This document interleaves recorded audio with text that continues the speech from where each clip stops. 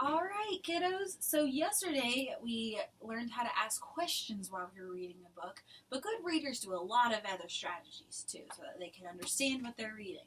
Today we're going to make text-to-self connections. So how we're going to do this is whenever you think, this reminds me of something I've seen, or this reminds me of something I've done, you're going to make a C like this with your hand. Why doesn't everybody practice for a second? So while I'm reading, if you ever have a connection, you're going to put your C up. So the questions that you're going to ask yourself while we do this is, does this remind me of anything? And does this ever happen to me? And when it does, remember, put that C up because that'll help us understand our book better. So what we're going to read today is Fireflies by Julie Brinklow. So how about we start reading?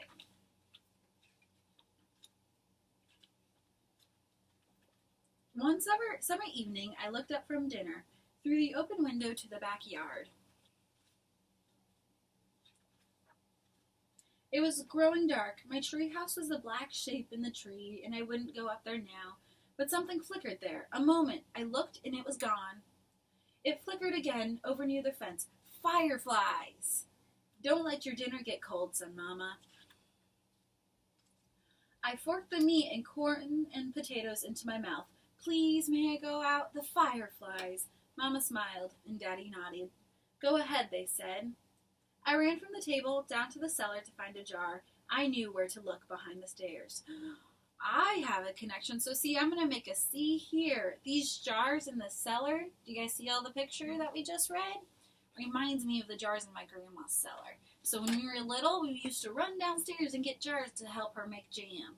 So this reminds me of something in my own life, so I'll be able to remember it easier. So I want you guys to keep trying to think of those connections to yourself. The jars were dusty, and I polished one clean on my shirt. Then I ran back up 2 steps at a time. Holes, I remembered, so they can breathe, and as quietly as I could, so she wouldn't catch me doling them, I poked holes in the top of the jars with Mama's scissors. The screen door banged behind me as I ran from the house. If someone said, "Don't slam it," I wasn't listening. I called to my friends in the street, "Fireflies!" But they had come before me with polished jars, and others were coming behind. I have a connection. I play with my friends outside, too. Do you? Do any of you guys, other guys do? Awesome. So I want to see those C's. Good job, Fallon, making that text-to-self connection. Let's keep reading. The sky was darker now. My ears rang with crickets. My eyes stung from staring too long. I blinked hard as I watched them. Fireflies! Blinking on, blinking off. Dipping low, soaring high above my head. Making white patterns in the dark. We ran like crazy, barefoot in the grass. Catch them, we cried, grasping at the lights. I've caught fireflies, too. Have you? Awesome. I remember when I was younger, I was really proud I caught my own firefly. So that's a connection for me.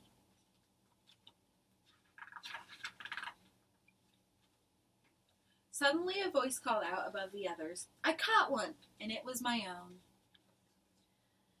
I thrust my hand into the jar and spread it open. The jar glowed like moonlight, and I held it in my hands. I felt a tremble of joy and shouted, I can catch hundreds! Then we dashed about, waving our hands in the air like nets, catching 2, 10, hundreds of fireflies, thrusting them into the jars and waving our hands for more.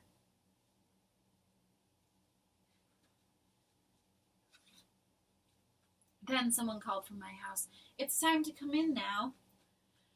And others called from other houses, and it was over. My friends took jars of fireflies into different homes. Does anybody have any connections to make to this page? I've kept my fireflies in a jar before, too. Have you? So, and I'm sure somebody else might have a different connection. So, my connection to this page was that I played outside a lot with my friends. So I remember having moments like this when everybody's parents were yelling at them to go inside. So my text-to-self connection is different than Fallon's. I climbed my stairs to the room and set the jar on a table by my bed. Mama kissed me and turned out the lights. I caught hundreds, I said. Daddy called from the hallway. See you later, alligator. After a while, crocodile, I called back. I caught hundreds of fireflies. My grandma used to say that to me. See you later, alligator. See you later, alligator? Good job. That's an awesome connection to the book. In the dark, I watched the fireflies from my bed. They blinked off and on, and the jar glowed like moonlight, but it was not the same. The fireflies beat their wings against the glass and fell to the bottom and lay there. The light in the jar turned yellow, like a flashlight left on too long. I tried to swallow, but something in my throat would not go down. And the light grew dimmer, green like moonlight underwater.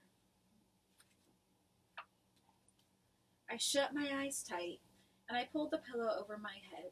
They were my fireflies. I caught them. They had made moonlight in my jar, but the jar was nearly dark. I flung off the covers. I went to the window, opened the jar, and aimed at the stars. Fly! Did you look at this picture? The jar began to glow, green, then gold, then white as the moon. Then the fireflies poured out into the night. Fireflies, blinking on, blinking off, dipping low, soaring high above my head, making circles around the moon like stars dancing. This I have a connection for, because this reminds me of when you get to see all the different birds kind of flying outside during the summer when you wake up and all the birds are flying like this. That's what this picture reminded me of. Finally, I held the jar, dark and empty, in my hands. The moonlight and the fireflies swam in my tears, but I could feel myself smiling. The end. So let's think of one last connection. So has anything ever made you happy or sad at the same time? Let's see your C's if it ever has. All right, Fallon. My sister went to college. I was sad because she was leaving, but I was happy because she got to go to college, and that's something she really wanted to do.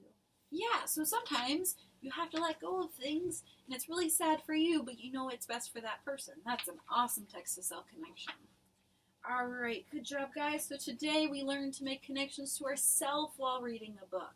So during your own independent reading time, I want you guys to think, what in the story makes me think of things that have happened to me? All right, good job, guys. Why don't you guys go do your independent reading now? Just click the... Oh. That's annoying.